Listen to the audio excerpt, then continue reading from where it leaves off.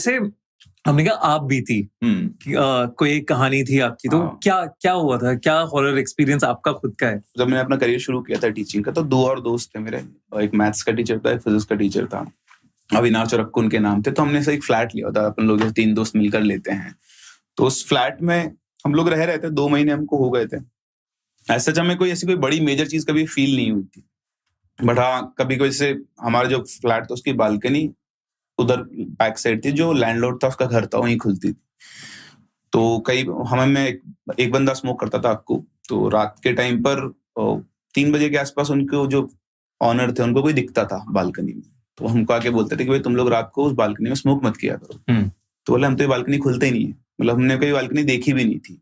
तो ऐसे 1-2 छोटे-छोटे इंसिडेंट हुए पहले। तो फिर एक दिन हम लोगों ने प्लान होगा अक्कू कहाँ जाता है, तो कौन सी बालकनी खोल के? हाँ, बट उसमें हम में से किसी ने कभी वो बालकनी खोली नहीं। आप जाके देखो ना, पूरा डस्ट ही डस्ट था वहां पे, मतलब एक बंदे का पैर भी नहीं था वहां पर। उनको कोई दिखता था वहां पर, वो बोलते थे ऐसा, पता नहीं, ठीक है, हमने ध्यान नहीं दिया। बट एक दिन हम लोगों ने प्लान बनाया कि हम कालो मूवी देखेंगे। तो हम लोग ऐसे पूरा लैपटॉप सेट करके, रात का 8:30 बज चुके थे, तो डिनर करके और फिर हम घूम रहे थे ऐसे ही। तो अविनाश जो है वो कुछ सामान लेने गया था ग्रोसरी का, और मैं और अक्कू हमारी जो फ्लैट्स की पार्किंग होती है वहां घूम रहे थे। तो ऐसे भूत की बातें कर रहे थे, चलता रहता है कि भूत है भूत है। तो हमारा जो चौकीदार है, रामदयाल नाम था उसका, उससे हमने बोला कि रामदयाल तो राजस्थान से है ना? तो बोलता हाँ भैया। तो तुमने कोई भूत देखा है? तो बोलता है नहीं। तो राजस्थान से तूने आज तक भूत ही नहीं देखा? राजस्थान के भूत तो सबसे ज्यादा फेमस है। तो बोलता भैया नहीं देखा तो नहीं देखा, जबरदस्ती देखने जाऊंगा। तो ऐसे हमारी बातचीत चल रही थी, दोनों खड़े हुए हम ऐसे रामदयाल सामने बैठा, तो पीछे से एक आवाज आती है, तुम लोग को भूत देखना है? हम लोग पीछे घूमते, तो हमारे ऊपर फ्लैट पे एक आंटी रहती थी, 3rd फ्लोर पे, मोटी सी आंटी थी, छोटी हाइट। मैं घूम के देखा उनको, हमने बोला नहीं। तो नहीं, अगर तुमको भूत देखना है तो मैं बता सकती हूँ भूत कहाँ है। तो हमने बोला हमको देखना ही नहीं है। तो बोलते कि नहीं, ये जो फ्लैट दिख रहा है ना, ये कोने वाला, इसमें भूत रहता है। तो सबको मुझे देखता है, मैं आपको देखता हूँ, यार ये तो अपना ही फ्लैट। तो उस दिन उन्होंने हमारे अंदर एक सीड कर दिया कि इस फ्लैट के अंदर भूत है, और वो इतना बोल के चली गई। अब उधर से अविनाश आता है, बोलता चलो मूवी देखेंगे। तो हमने कहा मैं नहीं देखनी मूवी वगैरह। तो बोलता क्यों, क्या हुआ? बोलता नहीं कुछ और देखेंगे, भूत की मूवी नहीं देखेंगे। अब जब से आपको पता नहीं है तब तक तो सब ओके है, आपको पता लग गया, कोई बोल गया, तो चाहे हो चाहे ना हो, आपके दिमाग में वो चीज आती है। और ओनर अलग बोल चुका था, बालकनी में कोई दिखता है। तो उस दिन के बाद से हम लोग थोड़ा सा कॉन्शियस होने लगे। उससे एक पहले एक इवेंट हुआ था हमारे साथ कि हम लोग से दोस्त सब बैठे हुए पार्टी वार्टी कर रहे हैं, हमारे सबके फोन दूसरे रूम में थे, और हमारी एक रिसेप्शनिस्ट थी जिसका नाम था उषा, ऑफिस के अंदर। तो अपने आप उसको दूसरे फोन से, जो फोन दूसरे रूम में रखा हुआ, उससे अपने आप उसका फोन उसको मिल गया था, कॉल लग गया।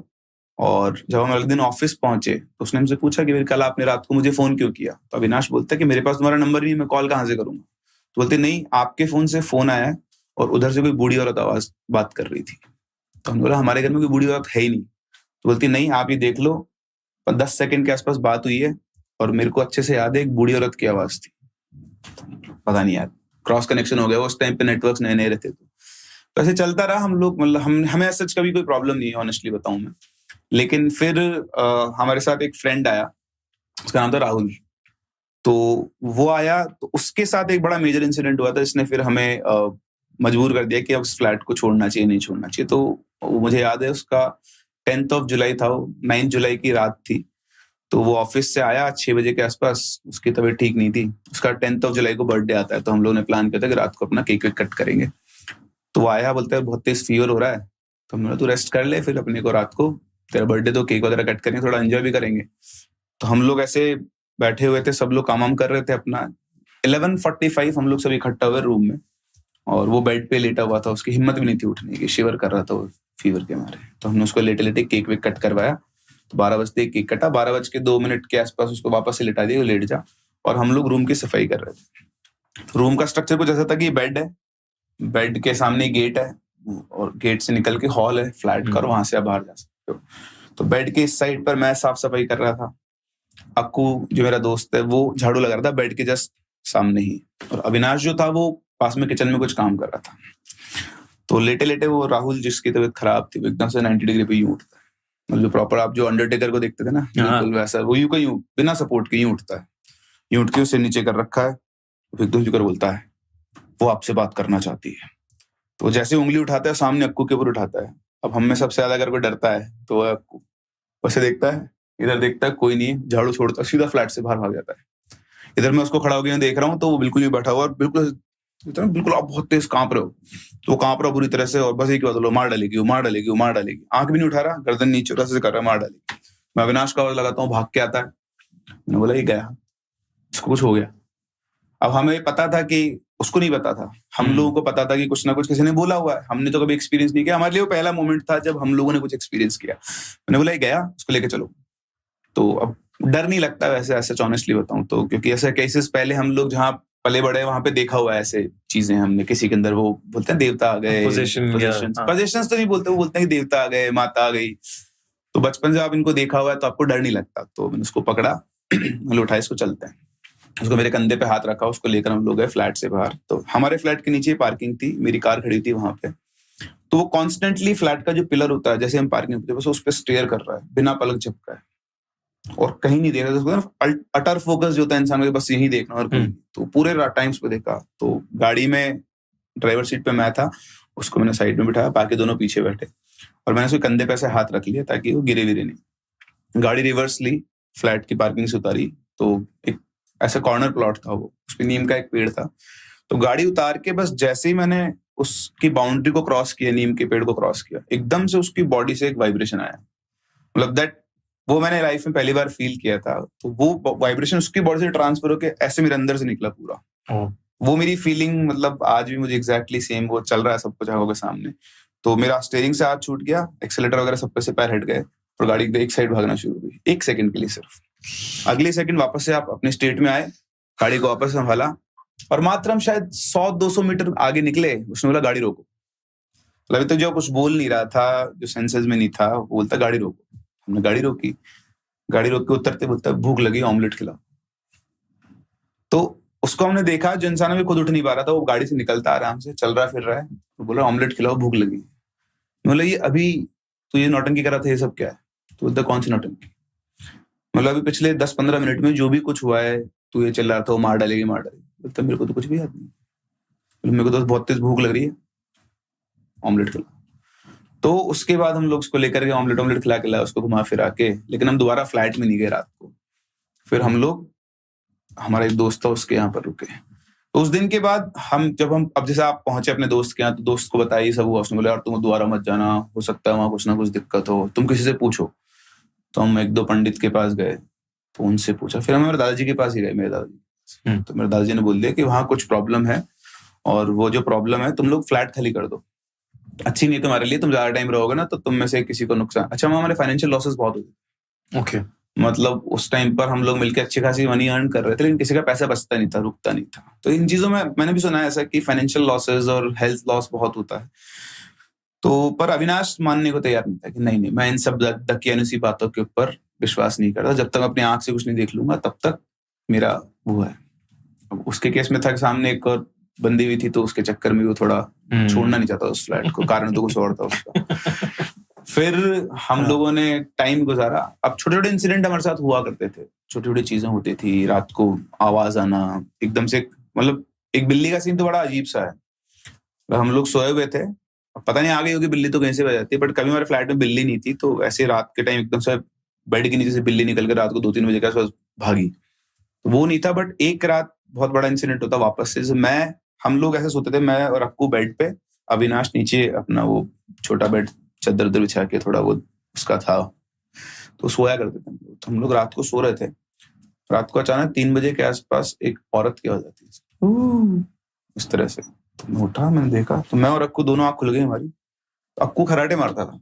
मैंने अक्कू से बोला तू खराटे क्यों मार रहा है, और अगर तू खराटे मारा है तो औरत की आवाज में क्यों मारा? बोलता है मैंने खराटा नहीं मारा। बोला तूने मारा है, मेरी आंख क्यों खुली है? बोलता है मेरी आंख तो मेरी भी खुली है कि आवाज आई है। तो हम दोनों ने देखा, अविनाश सोया, उसको कोई आवाज नहीं। मैंने कहा ठीक है, हो सकता है, मेरे को पक्का था कि इसने खराटा मारा है। लेकिन औरत रोती है ना जब पेन के अंदर, तो ऐसी आवाज थी। हम लोग सो गए।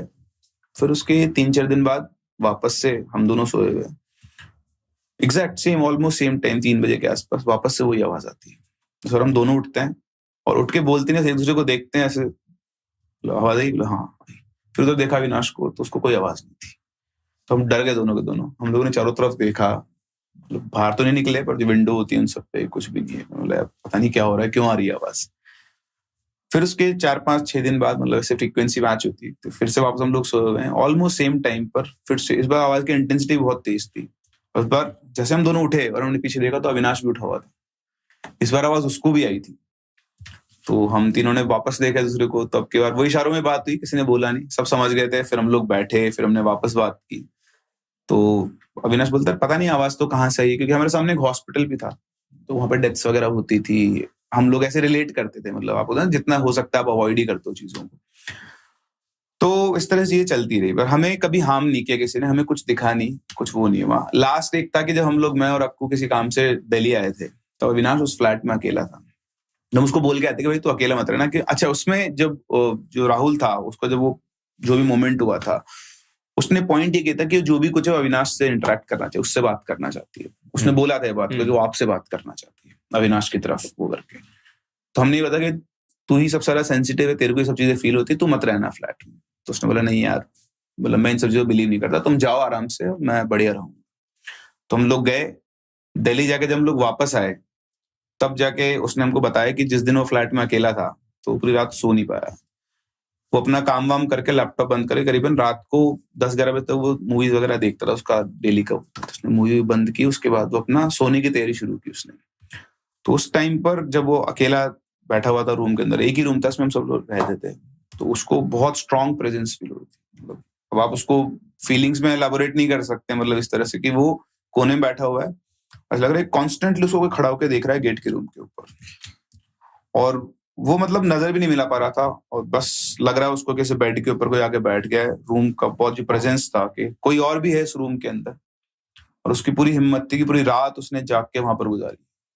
उसे कुछ दिखा नहीं, लेकिन वो सेंस था, जैसे आप बैठे हो ना भी कोई रूम में और कोई है, तो वी सेंस के हाँ यार कोई यहाँ पे बैठा हुआ है। तो पूरी रात उसने उस फियर के अंदर गुजारी है। उसके बाद कहीं जाकर वो तैयार हुआ कि हम लोग उस फ्लैट को छोड़े। तो आपको मतलब वो दीवार के पास ऐसे उसने बताया था कि मैं ऐसे बैठा हुआ, ऐसा लग रहा है कि कोई आसपास बार बार चक्कर लगा रहा है, मतलब आप यूं बैठे हुए हो, और उसका एक जो माइंड है वो कह रहा है कि कुछ नहीं है, और एक माइंड कह रहा है कि यहाँ पे कुछ है, और वो चाह के भी बाहर नहीं जा पा रहा था, मतलब जाता भी कहाँ पर वो रात के टाइम पर। तो वो जो उसको उस दिन उसके साथ वो हुआ, उसने उसको हिला के रख दिया। देन आफ्टर ही एग्रीड कि यार चलो यहाँ से मूव करते हैं। फिर हमने वो फ्लैट खाली किया। उसके बाद हम तीनों भी सेपरेट हो गए। उसके बाद हम दोबारा शायद हमारा वापस बहुत कम ही मिलना हुआ। बट ये मतलब मेरे साथ तो ऐसा है कि मुझे ये चीजें नहीं दिखती है, नहीं सेंस होती है। लेकिन वो आवाजें आई हैं, वो आवाजें आई है, वो वाइब्रेशन तो बहुत रियल था। मतलब दैट फेल्ट, वो एनर्जी जो थी ना, आपको एक मैं तार से करंट लगा दूं 1 सेकंड के लिए, वो करंट था। वो करीबन आप ये मान लो 100-200 वोल्ट का करंट होगा वो। दैट वाज द एनर्जी, आपकी पूरी बॉडी के थ्रू निकल के गई है। वो मुझे आज तक याद, वो वैसा मैंने कभी लाइफ में फील नहीं किया। ये तो काफी ऐसे किस्सा है, मतलब वो चीज के गाड़ी का बैलेंस खो देना। तो वो अगर आपको वापस नहीं आता, शायद वो पेड़ में इधर साइड में घुस जाती थी कहीं पर, बट वो रियल था।